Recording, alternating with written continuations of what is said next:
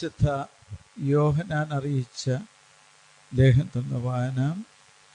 നമ്മുടെ കർത്താവായ മിശിഹായ്ക്ക് സ്തുതി. അധ്യായം 4:7 മുതലുള്ള തിരുവചനങ്ങളെ. പ്രിയപ്പെട്ടവരെ, നമുക്ക് പരസ്പരം സ്നേഹിക്കാം. എന്തെന്നാൽ സ്നേഹം ദൈവത്തിൽ നിന്ന് ഉള്ളതാണ്. സ്നേഹിക്കുന്ന ഏവനും ദൈവത്തിൽ നിന്ന് ജനിച്ചവനാണ്. അവൻ ദൈവത്തെ അറിയുകയും ചെയ്യുന്നു. സ്നേഹിക്കാത്തവൻ ദൈവത്തെ അറിഞ്ഞിട്ടില്ല. കാരണം ദൈവം സ്നേഹമാണ്. തൻ്റെ ഏകപുത്രൻ വഴി നാം ജീവിക്കേണ്ടതിനായി ദൈവം അവനെ ലോകത്തിലേക്ക് അയച്ചു. അങ്ങനെ ദൈവത്തിൻ്റെ സ്നേഹം നമ്മളുടെ ഇടയിൽ വെളിപ്പെട്ടിരിക്കുന്നു. നാം ദൈവത്തെ സ്നേഹിച്ചു എന്നതിലല്ല, അവിടുന്ന് നമ്മെ സ്നേഹിക്കുകയും നമ്മുടെ പാപങ്ങൾക്ക് പരിഹാരമായി സ്വപുത്രനെ തന്നെ അയക്കുകയും ചെയ്തു എന്നതിലാണ് സ്നേഹം. പ്രിയപ്പെട്ടവരെ, ദൈവം നമ്മെ ഇപ്രകാരം സ്നേഹിച്ചെങ്കിൽ നാമും പരസ്പരം സ്നേഹിക്കാൻ കടപ്പെട്ടിരിക്കുന്നു. ദൈവത്തെ ഒരുവനും ഒരിക്കലും കണ്ടിട്ടില്ല. എന്നാൽ നാം പരസ്പരം സ്നേഹിച്ചാൽ ദൈവം നമ്മിൽ വസിക്കും. അവിടുത്തെ സ്നേഹം നമ്മിൽ പൂർണ്ണമാവുകയും ചെയ്യും. ദൈവം തൻ്റെ ആത്മാവിനെ നമുക്ക് തന്നിരിക്കുന്നതിനാൽ നാം ദൈവത്തിലും ദൈവം നമ്മിലും വസിക്കുന്നു എന്ന് നാം അറിയുന്നു. പിതാവ് തൻ്റെ പുത്രനെ ലോകരക്ഷകനായി അയച്ചു എന്ന് ഞങ്ങൾ അറിഞ്ഞിരിക്കുന്നു. ഞങ്ങൾ അത് സാക്ഷ്യപ്പെടുത്തുകയും ചെയ്യുന്നു. യേശു ദൈവപുത്രനാണ് എന്ന് ഏറ്റുപറയുന്നവനിൽ ദൈവം വസിക്കുന്നു. അവൻ ദൈവത്തിലും വസിക്കുന്നു. ദൈവത്തിന് നമ്മോടുള്ള സ്നേഹം നാം അറിയുകയും അതിൽ വിശ്വസിക്കുകയും ചെയ്തിരിക്കുന്നു. ദൈവം സ്നേഹമാണ്. സ്നേഹത്തിൽ വസിക്കുന്നവൻ ദൈവത്തിലും ദൈവം അവനിലും വസിക്കുന്നു. വിധി ദിവസത്തിൽ നമുക്ക് ആത്മധൈര്യം ഉണ്ടാകുന്നതിന് സ്നേഹം നമ്മിൽ പൂർണ്ണത പ്രാപിച്ചിരിക്കുന്നു. എന്തെന്നാൽ ഈ ലോകത്തിൽ തന്നെ നാം അവനെ പോലെ ആയിരിക്കുന്നു. സ്നേഹത്തിൽ ഭയമില്ല. പൂർണ്ണമായ സ്നേഹം ഭയത്തെ ബഹിഷ്കരിക്കുന്നു. കാരണം ഭയം ശിക്ഷയെക്കുറിച്ചാണ്. ഭയപ്പെടുന്നവൻ സ്നേഹത്തിൽ പൂർണ്ണനായിട്ടില്ല. ആദ്യം അവിടുന്ന് നമ്മെ സ്നേഹിച്ചു. അതിനാൽ നാമും അവിടുത്തെ സ്നേഹിക്കുന്നു. ഞാൻ ദൈവത്തെ സ്നേഹിക്കുന്നു എന്ന് ആരെങ്കിലും പറയുകയും സ്വന്തം സഹോദരനെ ദ്വേഷിക്കുകയും ചെയ്താൽ അവൻ കള്ളം പറയുന്നു. കാണപ്പെടുന്ന സഹോദരനെ സ്നേഹിക്കാത്തവന് കാണപ്പെടാത്ത ദൈവത്തെ സ്നേഹിക്കാൻ സാധിക്കുകയില്ല. ക്രിസ്തുവിൽ നിന്ന് ഈ കൽപ്പന നമുക്ക് ലഭിച്ചിരിക്കുന്നു. ദൈവത്തെ സ്നേഹിക്കുന്നവൻ സഹോദരനെയും സ്നേഹിക്കണം. നമ്മുടെ കർത്താവായ മിശിഹായ്ക്ക് സ്തുതി. കർത്താവിനാൽ ഏറ്റവും സ്നേഹിക്കപ്പെട്ടവരെ, ഇന്നത്തെ ഈ ലോകത്തിലെ പ്രത്യേകിച്ച് വെറുപ്പും വിദ്വേഷവും വളരുന്ന ലോകത്തിൽ വളരെയേറെ പ്രസക്തമായ ഒരു വചനമാണ് നമ്മൾ കേട്ടത്. വിശുദ്ധ യോഹന്നാനെ കുറിച്ച് പറയാറുണ്ട്, അദ്ദേഹം സ്നേഹത്തിൻ്റെ വലിയ അപ്പസ്തോലനായിരുന്നു. അദ്ദേഹത്തെ അവസാന കാലഘട്ടത്തിൽ പാത്മോസ് ദ്വീപിലേക്ക് നാടുകടത്തിയെന്നും വർഷങ്ങളായിട്ട് അവിടെ ഒരുപാട് പീഡനങ്ങളൊക്കെ അതിനു മുമ്പ് അദ്ദേഹം സഹിച്ചു. തിളയ്ക്കുന്ന എണ്ണയിൽ അദ്ദേഹത്തെ ഇട്ട് പൊരിക്കാൻ നോക്കി, അതിൽ നിന്ന് രക്ഷപ്പെട്ടു. അങ്ങനെ പല പല പീഡനങ്ങളുടെ ഇടയിലൂടെ കടന്നുപോയെങ്കിലും രക്ഷിക്കപ്പെട്ട അപ്പസ്തോലനാണ് വിശുദ്ധ യോഹന്നാൻ. അവസാനം വയസ്സായപ്പോൾ അദ്ദേഹത്തെ പലരും ഇനി എന്തെങ്കിലും അദ്ദേഹത്തിന് കൂടുതലായിട്ട് വല്ലതും പറയാനുണ്ടോ എന്നറിയാൻ വേണ്ടി കൊണ്ടുപോയി മീറ്റിംഗ് നടക്കുമ്പോൾ, പ്രാർത്ഥനാ കൂട്ടായ്മയൊക്കെ നടത്തുമ്പോൾ ആ പ്രാർത്ഥനാ കൂട്ടായ്മയിലേക്ക് കട്ടിലേന്ന് എടുത്തുകൊണ്ട് വരും. കിടക്കുന്ന സ്ഥലത്തുനിന്ന് തീരെ പറ്റുകയില്ല. ആ അവസരത്തിൽ പിതാവേ, അങ്ങേക്ക് എന്തെങ്കിലും പറയാനുണ്ടെങ്കിൽ അരുളി ചെയ്താലെന്ന് പറഞ്ഞ് അദ്ദേഹത്തെ പിടിച്ചു കൊണ്ടുപോയിട്ട് ആ പ്രാർത്ഥനാ സദസ്സിൽ ഇരുത്തും. എല്ലാവരും വളരെ ആകാംക്ഷയോടെ ശ്രദ്ധിച്ചിരിക്കുകയാണ്. എന്തെങ്കിലും ഈ അപ്പോസ്തലന്റെ വായിൽ നിന്ന് പുതുതായിട്ട് എന്തെങ്കിലും വരുന്നുണ്ടെങ്കിൽ കുറിച്ചെടുക്കാൻ വേണ്ടി ശ്രദ്ധിച്ചിരിക്കുമ്പോൾ അദ്ദേഹം പറയും, മക്കളെ, നിങ്ങൾ പരസ്പരം സ്നേഹിക്കണം. ഇത് വീണ്ടും വീണ്ടും വീണ്ടും ഈ ഒരൊറ്റ കാര്യമായിരുന്നു വിശുദ്ധ യോഹന്നാൻ എന്നും പറയാനുണ്ടായിരുന്നത്. നമ്മളിൽ സ്നേഹത്തിൻ്റെ ആ ശക്തി വളർന്നു കഴിഞ്ഞാൽ ദൈവം നമ്മളിൽ വസിക്കുന്നുണ്ട്. ദൈവത്തെ ആരും ഒരിക്കലും കണ്ടിട്ടില്ല എന്ന് യോഹന്നാൻ പറയുക. എന്നാൽ നിങ്ങൾ സ്നേഹിക്കുകയാണെങ്കിൽ നിങ്ങൾ ദൈവത്തെ തന്നെയാണ്.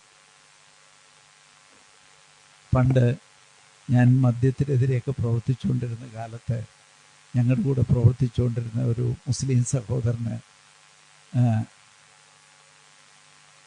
സംസാരത്തിൻ്റെ ഇടയിൽ പറഞ്ഞു, ഈ ക്രിസ്ത്യാനികൾ കുറച്ചുകൂടെ സ്നേഹമുള്ളവരാണെന്ന് തോന്നുന്നു. എനിക്ക് അത് കണ്ടിട്ട് ഇപ്പം ഞാനും കുറേയൊക്കെ സ്നേഹിക്കാൻ പഠിച്ചു എന്നൊക്കെ അദ്ദേഹം തമാശയായിട്ട് പറഞ്ഞെങ്കിൽ, അപ്പം ഞാൻ പറഞ്ഞു, നിങ്ങളാണേലും വീടുകളിൽ സ്നേഹിച്ചു തുടങ്ങിയാൽ നിങ്ങളും അറിയാതെ ക്രിസ്ത്യാനിയായി മാറിക്കഴിഞ്ഞു. നിങ്ങൾ ചിലപ്പോൾ ഞങ്ങളെ പോലെ ക്രൈസ്തവ മതത്തിൽ വന്നിട്ടില്ലെങ്കിലും എല്ലാ ജീവജാലങ്ങളോടും മനുഷ്യരോടും സമസൃഷ്ടങ്ങളോടും സ്നേഹം തോന്നുകയും എല്ലാവർക്കും നന്മ ചെയ്യണമെന്ന് നിങ്ങളുടെ ഉള്ളിൻ്റെ ഉള്ളിൽ ദൈവത്തിൻ്റെ ആത്മാവ് നിങ്ങളെ തോന്നിപ്പിക്കുകയും ആർക്കും ഉപദ്രവം വരുത്താതെ ജീവിക്കുകയും ചെയ്താൽ നിങ്ങൾ അറിയാതെ ക്രിസ്ത്യാനിയായി കഴിഞ്ഞു എന്ന് പറഞ്ഞു. പ്രിയപ്പെട്ടവരെ, നമ്മളൊക്കെ യഥാർത്ഥത്തിൽ സ്നേഹത്തിൽ വസിക്കുമ്പോൾ ഈ യേശുവിൻ്റെ അനുഗാമിയായിട്ട് മാറിക്കഴിയും. എനിക്ക് പഴയ നിയമത്തിൽ ഏറ്റവും ഇഷ്ടമുള്ള ആളാരാന്ന് ചോദിച്ചാൽ ഞാൻ പറയും പൂർവ്വ യോസേപ്പാണ്. പഴയ നിയമകാലത്തിൽ യോസേപ്പിനെ നമുക്കറിയാം, അപ്പനും അമ്മയ്ക്കും ഇച്ചിരി കൂടുതൽ സ്നേഹമൊക്കെ തോന്നി. അതിൻ്റെ പേരിൽ കുടുംബത്തിൽ തന്നെ സ്നേഹത്തിൻ്റെ ആദ്യം ആ കുറവ്, അദ്ദേഹത്തോട് സഹോദരന്മാർക്ക് വല്ലാത്തൊരു വെറുപ്പും വിദ്വേഷമൊക്കെ ഉണ്ടായിരുന്നത് നമുക്കറിയാം. അതിൻ്റെ ഫലമായിട്ട് അവരെ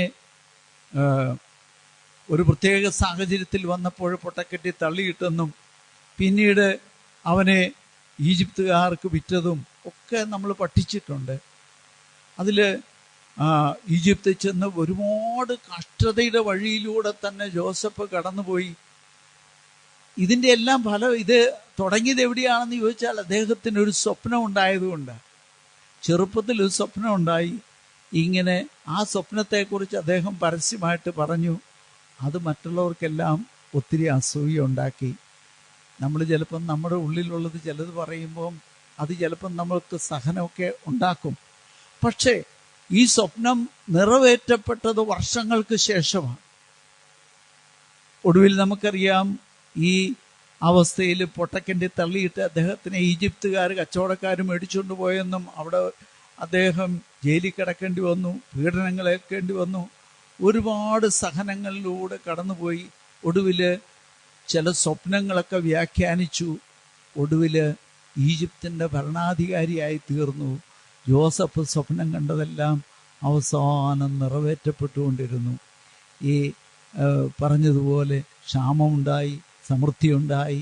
നല്ല സമൃദ്ധിയുടെ കാലത്ത് എല്ലാം സൂക്ഷിച്ചു വെച്ചു. അയൽവക്കത്തൊക്കെ ക്ഷാമം ഉണ്ടായപ്പോൾ അയൽ രാജ്യങ്ങളിൽ നിന്ന് പോലും ആളുകൾ ഈജിപ്തിലേക്ക് വന്നു. കൂടെ തൻ്റെ സഹോദരന്മാരും വന്നു. ഈ വർഷങ്ങൾ കഴിഞ്ഞപ്പോൾ ജോസഫ് പഴയ ഓർമ്മകളും സ്വപ്നങ്ങളും ഒക്കെ മനസ്സിൽ സൂക്ഷിച്ചുകൊണ്ടിരുന്ന ആ ജോസഫ് ഒടുവിൽ നമ്മൾ കാണുന്നുണ്ട്, സ്വന്തം സഹോദരന്മാരെ തിരിച്ചറിഞ്ഞു കഴിഞ്ഞു.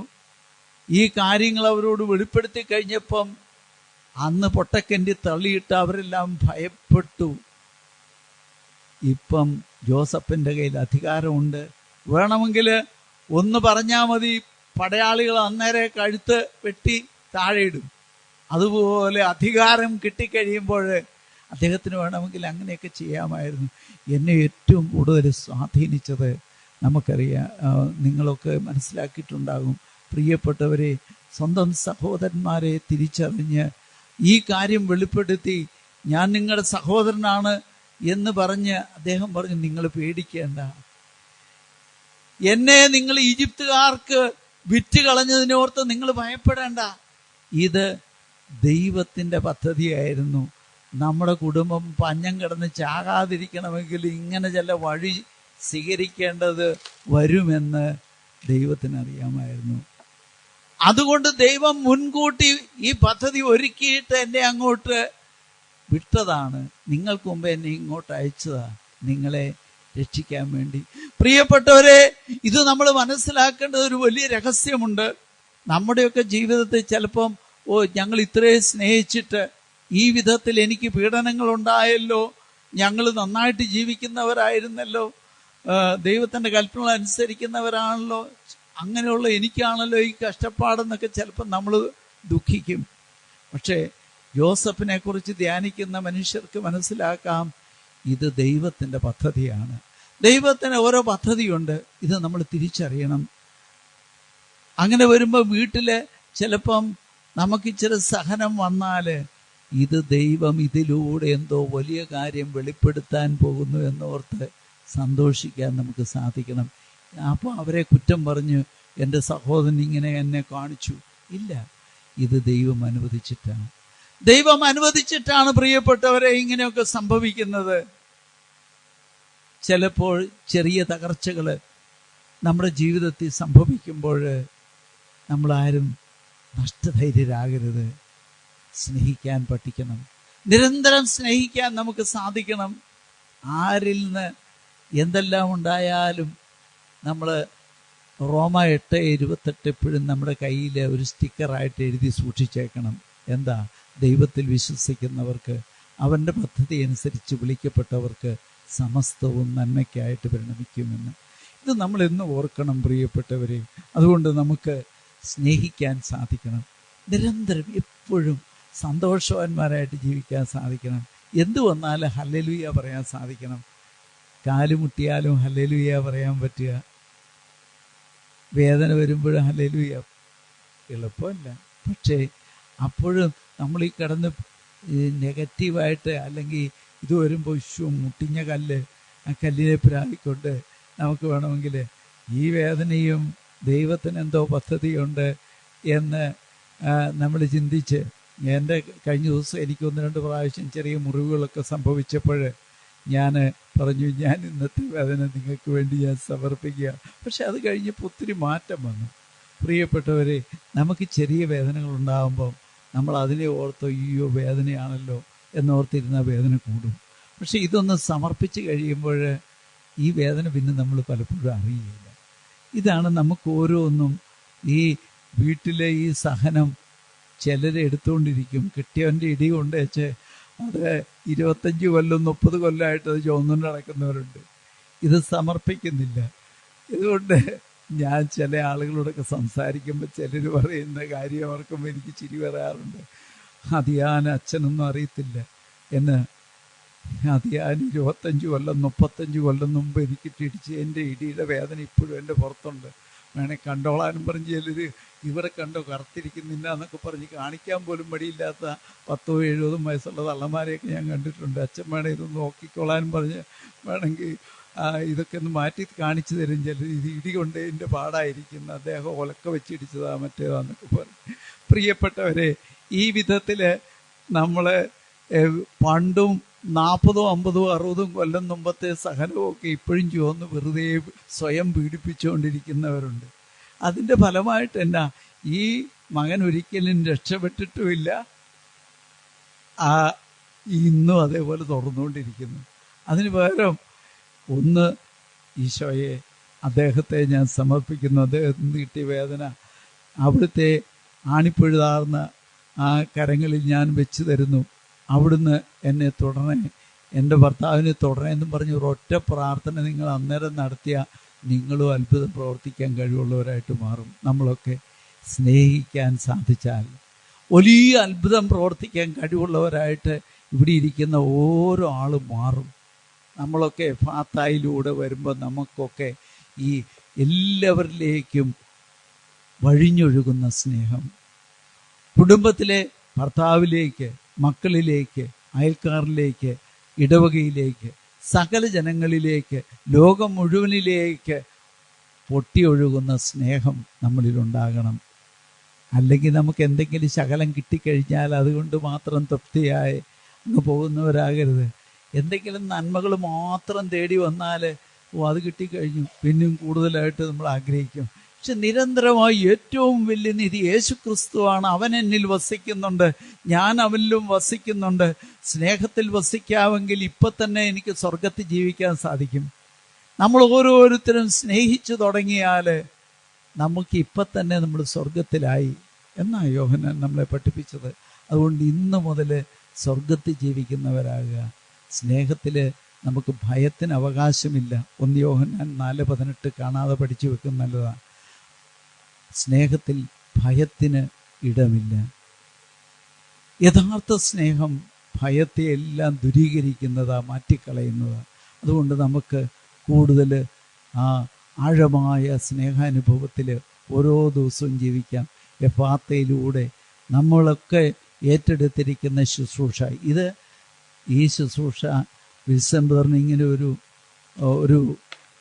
ഒരു വിഷൻ അല്ലെങ്കിൽ ഒരു പ്രത്യേകമായൊരു വെളിച്ചം കിട്ടി. അത് കുറേ പേരോട് പറഞ്ഞു, അവരും കൂട്ടിച്ചേർത്തു. അപ്പോൾ നമുക്ക് ഈ കൂടി വരുന്നവരെല്ലാം ഞങ്ങൾ കർത്താവ് വിളിച്ചിട്ട് വന്നതാണ്, ഇതൊരു ശുശ്രൂഷയാണെന്ന ബോധ്യം നമുക്കുണ്ടാകണം. അങ്ങനെ വരുമ്പോൾ എന്നെക്കൊണ്ട് എന്തെങ്കിലും ചെയ്യാൻ പറ്റുമോ? ഇതൊക്കെ ചെയ്തു കഴിയുമ്പോൾ ഞാൻ എന്തോ വലിയ കാര്യം ചെയ്തു എന്നോർത്ത് നമ്മൾ അസൂയപ്പെടുകയൊന്നും വേണ്ട. ഇത് കർത്താവ് പറഞ്ഞിട്ട് ഞാൻ ചെയ്യുന്നൊരു വേലയാണ്, ദൈവത്തിൻ്റെ ഒരു കൂട്ടുവേലക്കാരനായിട്ട് ഞാൻ ചെയ്തു. ആ ഒരു ബോധ്യത്തിൽ എളിമയോടെ അവിടുത്തെ സന്നിധിയിൽ നിന്ന് ലോകം മുഴുവനും യേശു ക്രിസ്തുവിൽ ഒന്നാകുന്നിടം വരെ നടത്തേണ്ട വലിയ ശുശ്രൂഷയാണ് എന്ന ബോധ്യത്തിൽ നമുക്ക് ഓരോരുത്തർക്കും ഈ ശുശ്രൂഷയിൽ പങ്കുചേരാം. ഈ 1 യോഹന്നാൻ 4-ാം അധ്യായത്തിൽ സ്നേഹത്തെക്കുറിച്ച് നമ്മളെ പഠിപ്പിച്ച ഈ കാര്യം നമ്മൾ ഓർക്കുക. സ്നേഹിക്കാൻ പഴയ നിയമം മുതൽ നമ്മെ പഠിപ്പിച്ച പൂർവ്വപ്രവാചകന്മാരെ, ജോസഫിനെയും അതുപോലുള്ള വ്യക്തികളും ഒക്കെ നമ്മുടെ ജീവിത മാതൃകയാക്കി നമുക്ക് സ്വീകരിക്കാം. നമ്മുടെ ജീവിതവും സ്നേഹത്തിൽ നിറയുന്ന ഒന്നായിട്ട് മാറട്ടെ. ഒന്നാമത് നമുക്ക് തുടങ്ങേണ്ടത് നമ്മുടെ കുടുംബത്തിൽ തന്നെയാണ്. നമുക്ക് മത്തായിയുടെ സുവിശേഷം വായിക്കുമ്പോൾ മത്തായി 10:36 പറയുന്ന ഒരു കാര്യം എന്നെ ഒത്തിരി സ്വാധീനിച്ചിട്ടുണ്ട്. നമ്മുടെ ശത്രുക്കൾ പലപ്പോഴും അങ്ങ് അകലെയൊന്നുമല്ല, സ്വന്തം കുടുംബത്തിൽപ്പെട്ടവർ തന്നെയായിരിക്കും ഒരുവൻ്റെ ശത്രു എന്ന് മത്തായി 10:36 പറയുന്നുണ്ട്. അതുകൊണ്ട് നമ്മൾ ഓർക്കണം, നമ്മുടെ വീട്ടിൽ തന്നെ പലപ്പോഴും ശത്രു കൂടെ വസിക്കുന്നുണ്ടാകും. അവനെ സ്നേഹിക്കാൻ സാധിക്കാതെ നമുക്ക് ദൈവത്തെ സ്നേഹിക്കുന്നെന്ന് പറയാൻ പറ്റുകയില്ല. അതുകൊണ്ട് നമുക്ക് നമ്മുടെ കുടുംബത്തിലുള്ള ശത്രുവിനെ, നമുക്ക് യേശുവിൻ്റെ ശത്രുവിനെ സ്നേഹിക്കേണ്ടത് എങ്ങനെയാണെന്ന് റോമ 12 നമ്മൾ വായിക്കുന്നുണ്ട്.